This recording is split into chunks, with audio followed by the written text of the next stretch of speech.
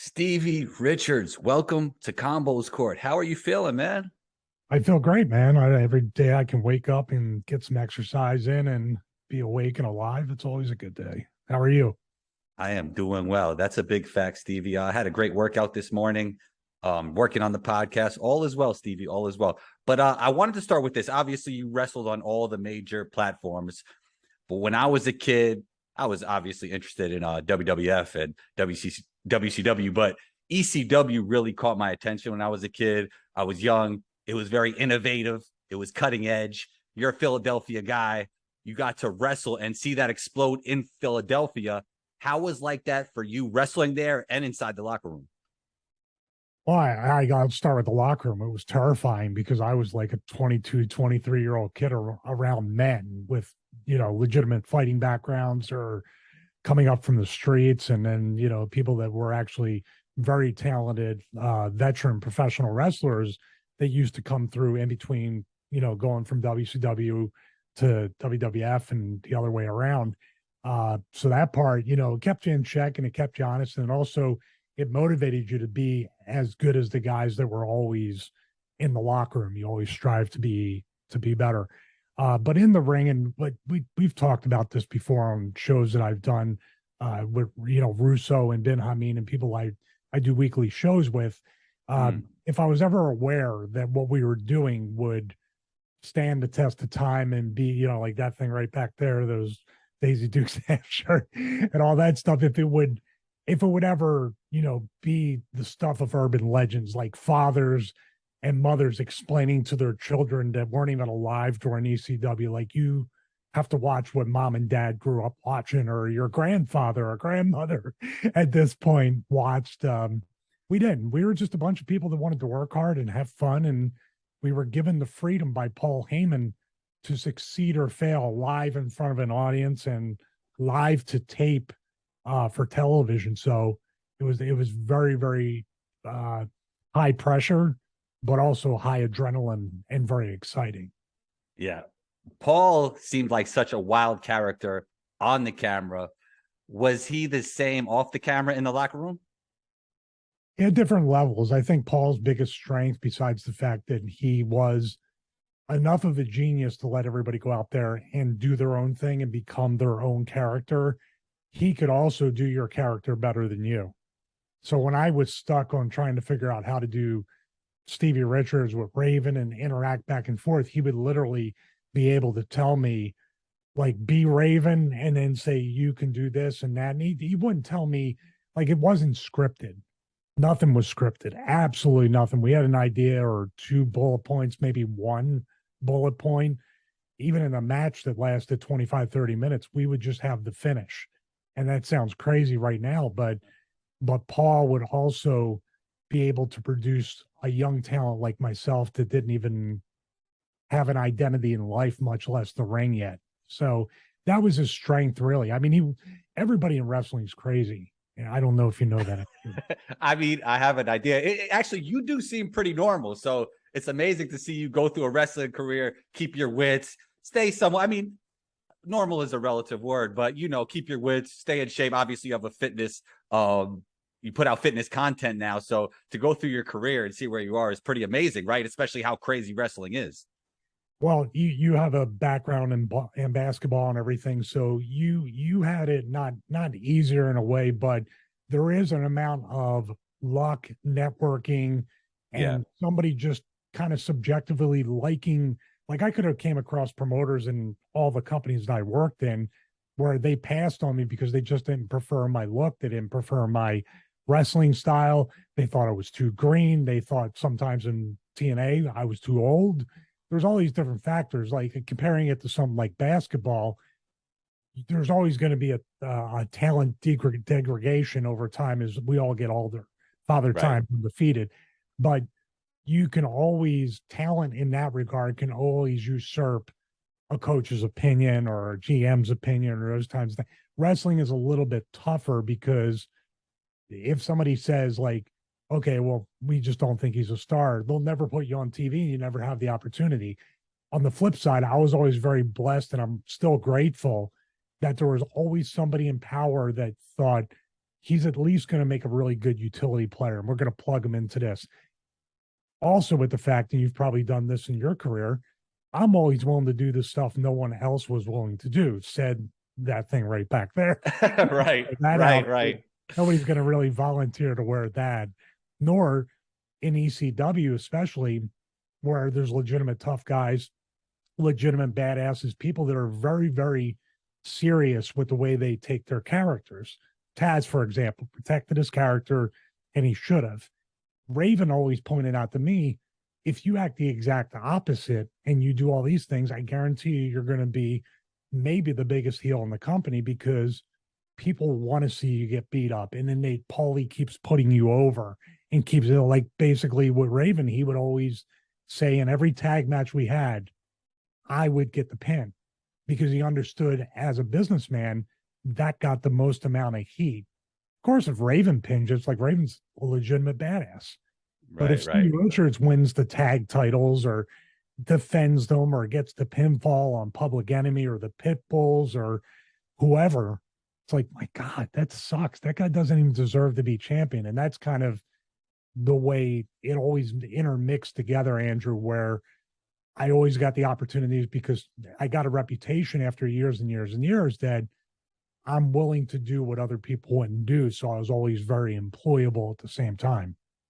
Yeah, we talked about Paul briefly. How is it different working with Vince, Eric, and Paul? How are they the same and how are they different? Well, Paul gave me the most amount of access, and obviously that was really indispensable. Working for Bischoff, I wasn't there that long. Unfortunately, I wish I was there longer, because I'm still hearing through his show and other people that listen to it that Eric had seen something in me. So, there's always a regret of not seeing that through to see what Eric could have done with me with the Turner brand behind me. With Vince, outside of the right to censor and other things, there was really not much one-on-one type stuff at that level too, with Vince and how busy he was with everything. We're talking about, I was employed through like the WWF New York, the XFL, almost twice. And then all the other things, Hollywood films, he had a lot on his plate. XFL to play football? No, I'm saying he had those things. Got you. I thought he was reaching out to you for that. No, I Snitsky and I was going to try out, because I was a field goal kicker in high school. We were going to try out for XFL in the second iteration. But at that level and with those many things, usually the interactions with Vince were always when it was something he didn't want. So when Vince didn't give feedback, it meant you're doing I don't have to bother you because you're doing what you're supposed to do.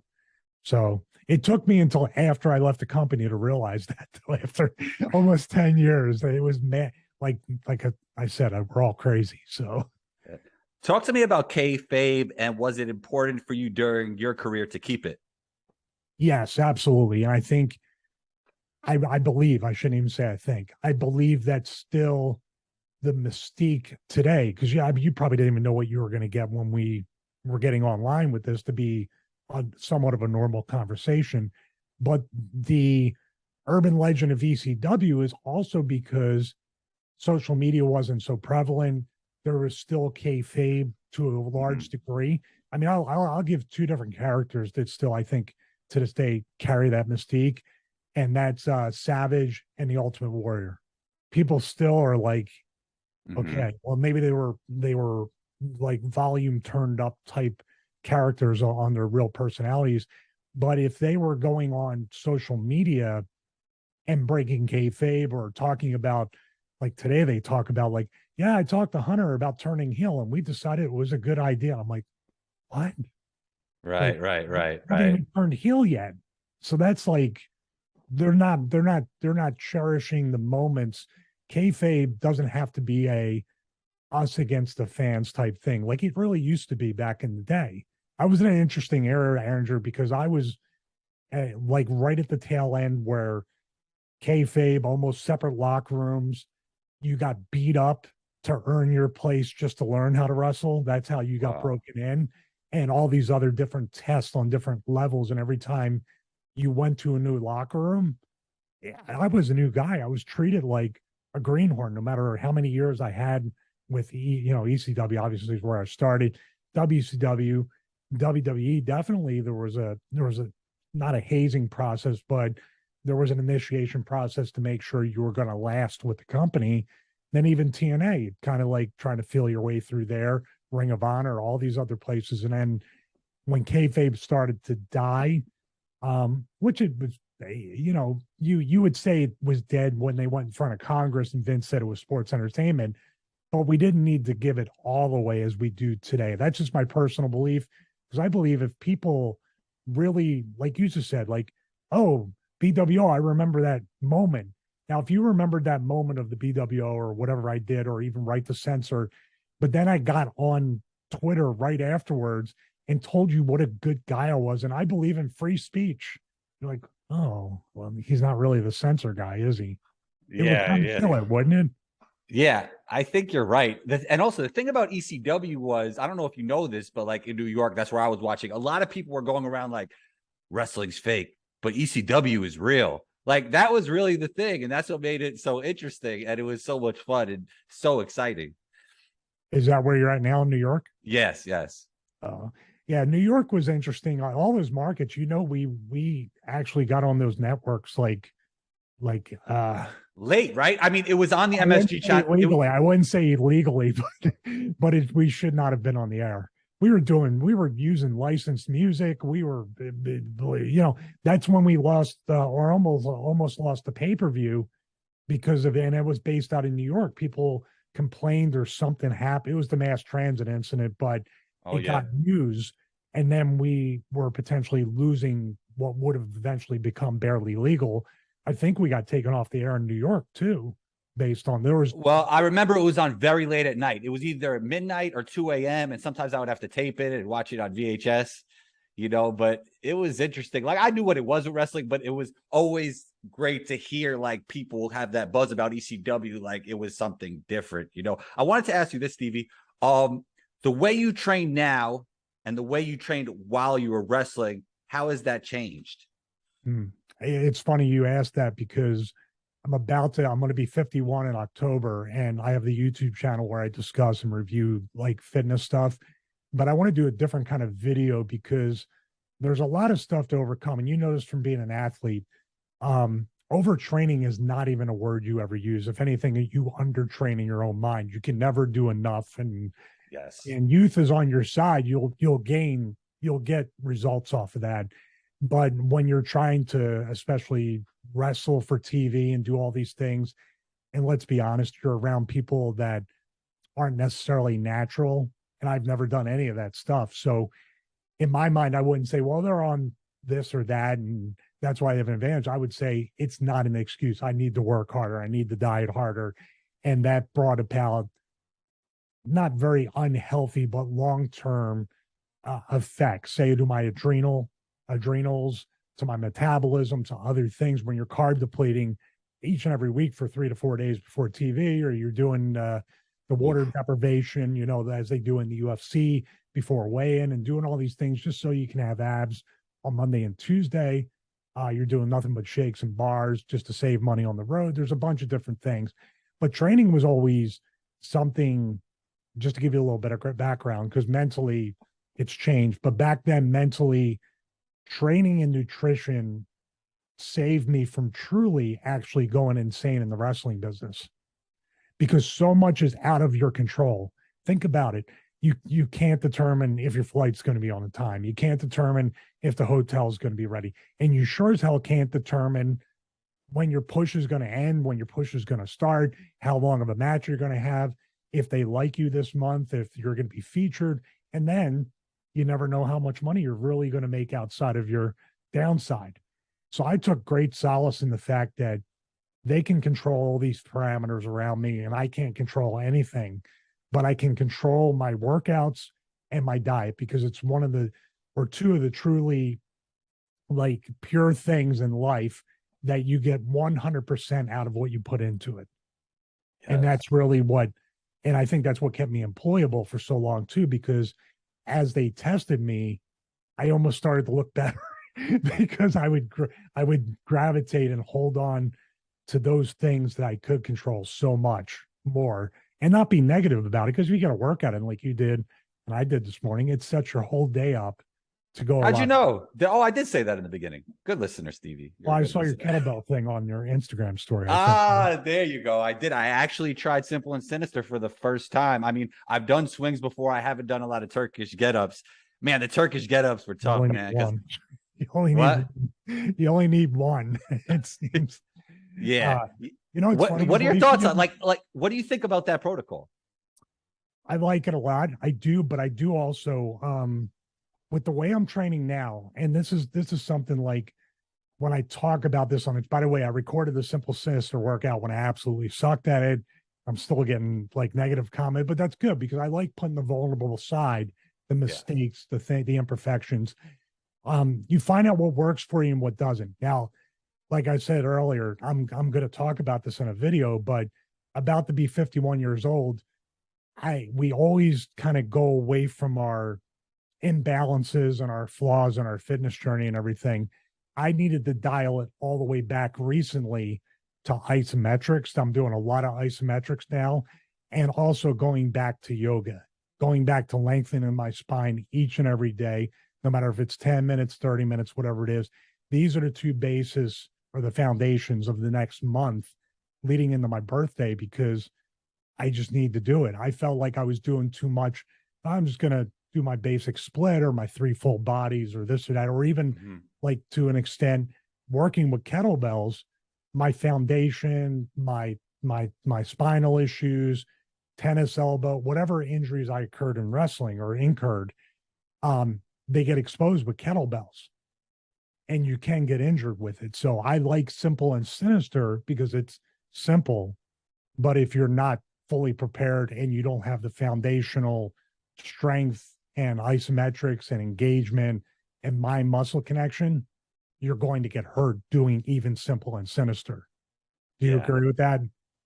I do. I do. You definitely need to have a foundation. And isometrics are so great. And if you've never done it before, you will see so much benefit from it. But I feel like that's almost everything in fitness, Stevie, because when you're to have a good workout program, you have to focus on something, right? And if you're focusing on something, you're not focusing on something else. Yeah. And here's the other part, excuse me. Here's the other part that I need to undo and then kind of like start over again. Like I said about the overtraining, I'm not really training for matches anymore. I'm not really wrestling much. If not, we all say that. Like I'm saying it, but I haven't wrestled in like a year. So I'm Okay. basically done. I didn't even know you wrestled a year ago. That's crazy. Yeah, I focus on what I can do, and this is the next chapter already. But it's funny because I'm still in the mindset of training for a match, of doing too much cardio so I don't blow up in the ring and all these different things that when you're 50, 51 or whatever, long steady state cardio or too much cardio on anything, it has a different effect than when you do it at 20 or even 30 or maybe sometimes 40. So it's almost like, Andrew, I'm finding out all about fitness all over again. Like I'm starting all over again, which is really, really exciting. Yeah, that does sound exciting. I still train like a basketball player in a lot of ways. I guess it's something like you don't really ever have to let go, but then you want to balance it more at the same time as you get older. Yeah, but I could do a million hours of cardio. I can do whatever kind of workout I do. I can do a ton of yoga or even isometrics or kettlebell training. Yeah, when I take the first bump in the ring, I'm still, you know what I mean? It's like if you get on the court and you got to pivot and you aren't doing your lateral training and you're not training for basketball, you're going to blow your knee out if you're just doing your training. Right. Exactly. Like I still want to play, up and down the court 2 or 3 times a week. And if I don't do the proper prep work, you're right. Like it's dangerous in a lot of senses, Yeah. The problem with wrestling is this is the thing. You ever hear the term bump card? Mm-mm. Wrestlers have a bump card. Wrestlers are just like football players. They take so many hits in their career and then they pass that point and it's like never the same. You don't recover the same. It's Wow. not the Is it match. an age thing? Is it a mental thing? I just think it's with wrestling, it's more of how much impact you take over the years. And I think football is kind of the same way. That's why Brady can play, because if he was getting hit as much as Cam Newton, he wouldn't be playing now. So physical Yeah. basketball players, as opposed to people that shot 3-pointers all the time instead of going into the paint every single Yeah. play. Right. But with wrestling, it's one of those things like, how much can your spine take? And can you, as a wrestler, if you're really thinking about it, I always thought about it. If you're really thinking about it, how far can I take it? How many bumps can I take? How many matches can I work before it's too far? Because many wrestlers, they get that. And I've had a neck injury, I've had lower back injuries, all spinal basically. And I feel very fortunate and blessed that every morning when I get up, I'm not really rolling out of bed and hitting the floor and having to go on a heating pad before. And I know, basketball players like that, they got to throw heating pads and ice before they even think about getting up and going to the gym. And Yeah. I'm not anywhere near that, thank God. Yeah. Wrestlers seem to wrestle like in their 50s, 60s. Like a lot of them just can't let it go. That's true. I mean, I don't blame them either, because these wrestlers that are wrestling into the 50s and 60s are also getting a lot of money. Okay. With me, it's almost a double-edged sword. It's kind of like frustrating as I was doing it, that there's people saying when I wrestled, there was a lot of potential that wasn't met, that I could have been this or I could have been that, or my career fizzled out or any of that stuff. But I saw the writing on the wall probably well before I even went to TNA. So probably even like 2004, 2005, I realized WWE wasn't never going to do anything with me. And I didn't want an office position and I didn't want any of that. But I knew my wrestling career, my full-time career after I got released, was basically over.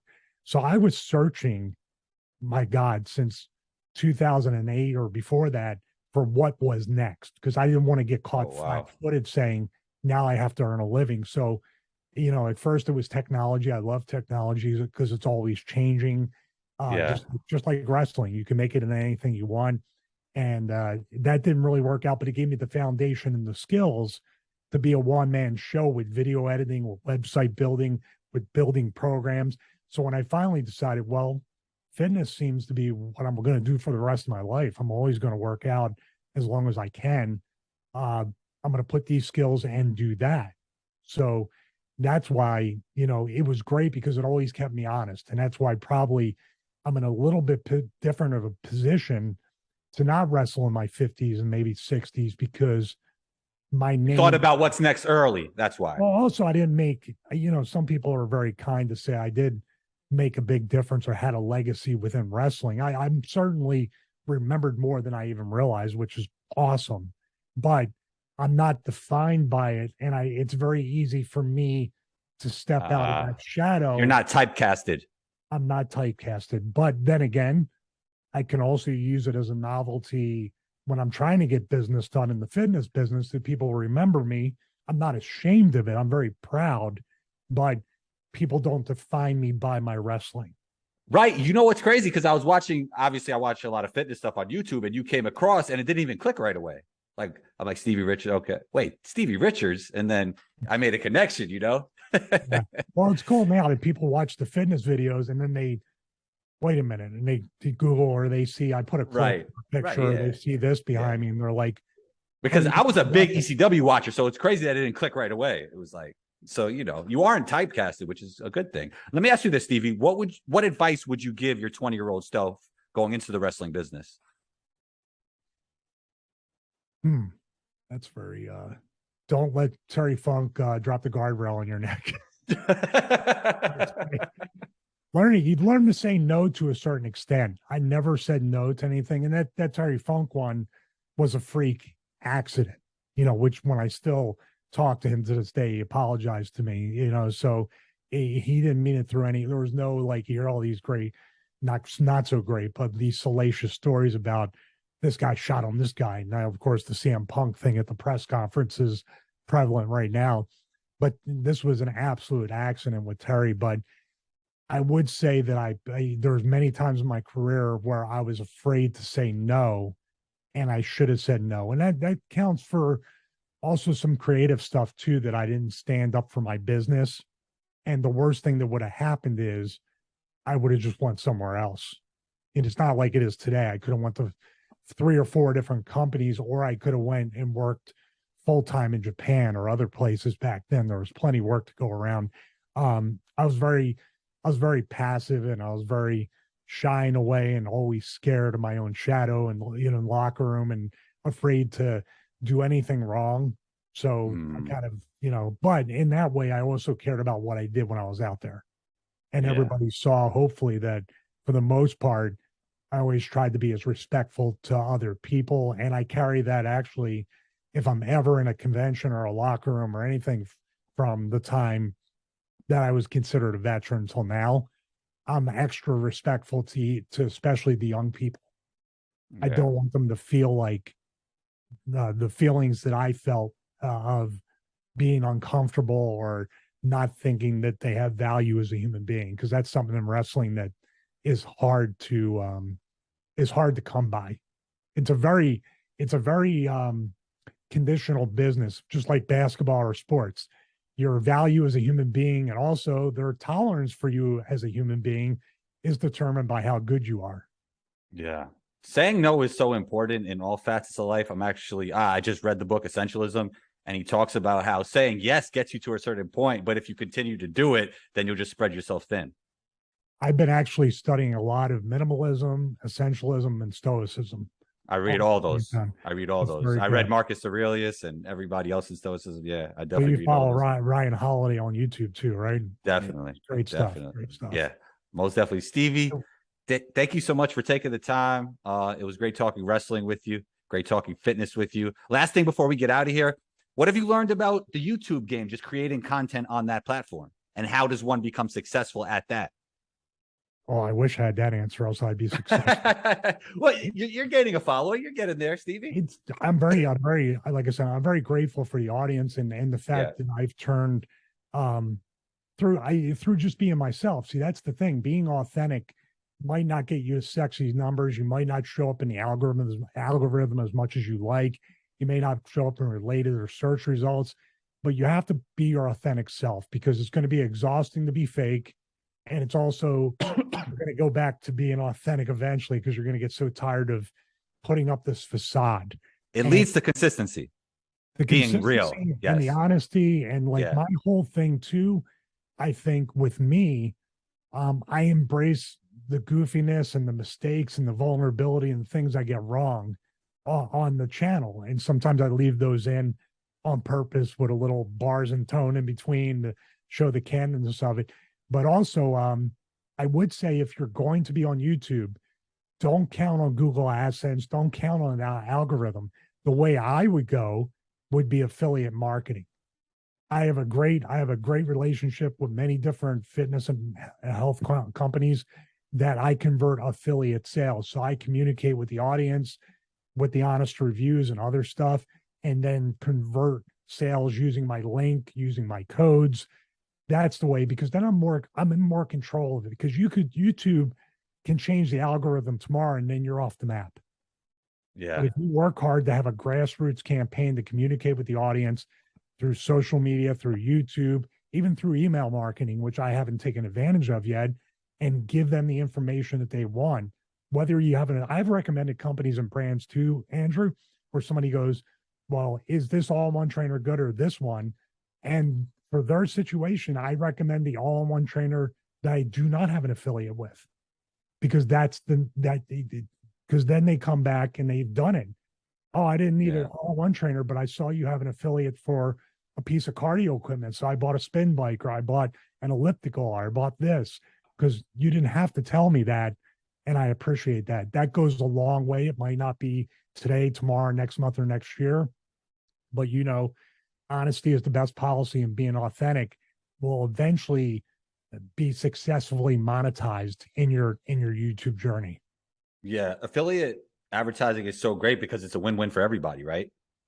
And it's really not an ad. Like if you say, hey, this video is sponsored by blah, blah, blah, blah, blah, blah. What I do a review, whether it's on it or not. And I say, okay, well, if I have an affiliate link, say for Force USA, that seems the most popular stuff that comes up.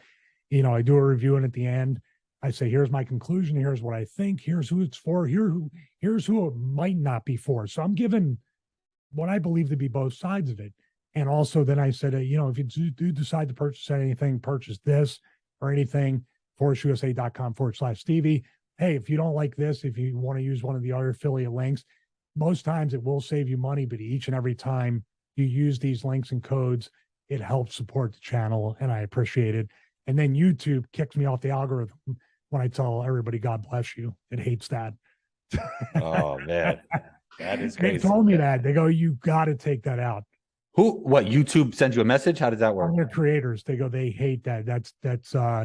They hate anything religious in any way. And I go, so now I know to say it each and every time. I'm very spiteful too. Stevie, where can we find you? Social media, YouTube?